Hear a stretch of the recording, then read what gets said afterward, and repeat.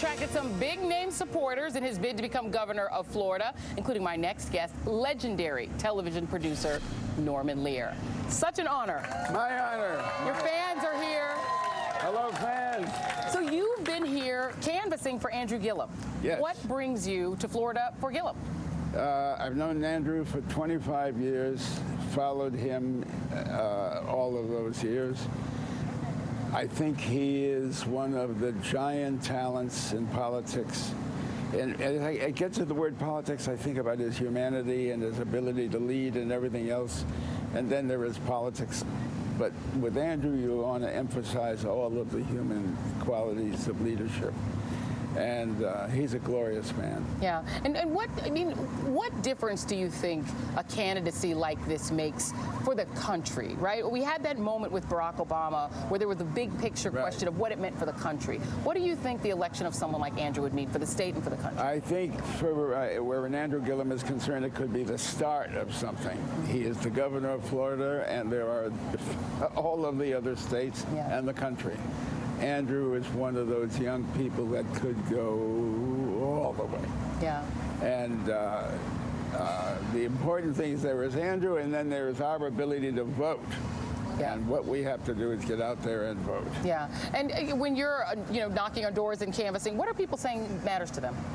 I'm sorry, what are when you're knocking on doors, well, first of all, when they get over the fact that Norman Lear just knocked on their door. Yes. Well, first I say, are you over the fact that Norman Lear's at the door? Are you able to stand?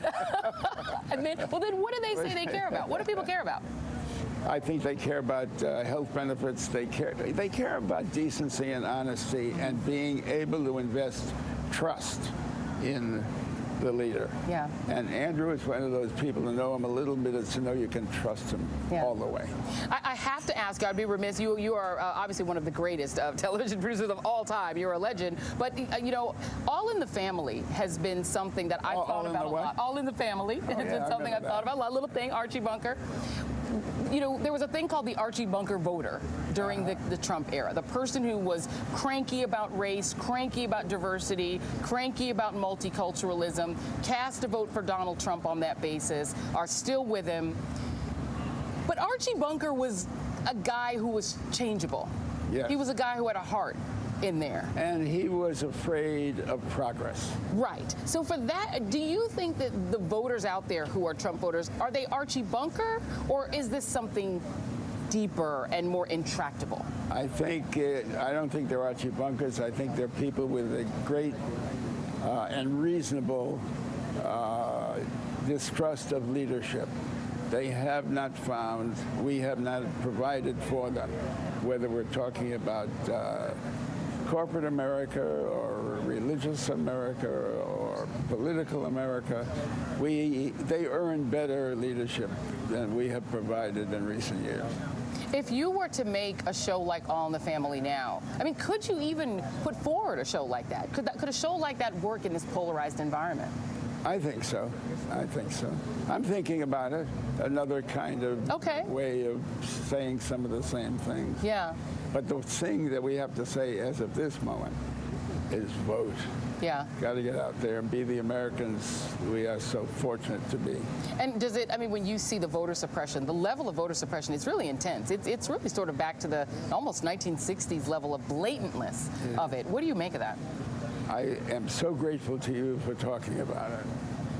And for all the time my wife and I spend listening to you, caring about what you're saying. I'm going to hyperventilate, maybe a little bit. Well, maybe the audience hasn't seen you hyperventilate. It could be great for ratings. It could be ratings gold. Well, and I guess in closing, it is exciting to see famous people like yourself come out. You're seeing that in Georgia. You're seeing that here in Florida. Does it make a difference, do you think? Because there's a lot of criticism coming from the other side who feel alienated from Hollywood, in quotes, which is just an industry that employs people. But does it make a difference, do you think? I don't know. I really, truly don't know. I think it certainly makes, if there is airtime and multitudes of people watching, and they hear something you want them to hear, then it has to make some difference. Yeah. I have to ask you very quickly before we go, you are of Ukrainian extraction, of Jewish background. Yes. When you see the violence and anti-Semitism in the country, what do you make of that in 2018? I think I make of that it's of a piece with what is happening in the country generally. It is not the American. You know, my father went to prison when I was 9 years old, and all I can think of was I would not have gotten through it the way I got through it if I didn't have a civics class in school, teaching me at the time I needed it most that my America said no to that. Yeah. That wasn't the American way. And it meant everything in my young life at the time. Absolutely. Well, it means everything to me for you to be here. Norman Lear, thank you. what an honor. I thank you. Let's have lunch. Let's do that. That's right. That sounds good. Let's invite the crowd. I'm excited. Thank you very much. Thank you so much. Well, up next, your moment of Maxine. My pleasure.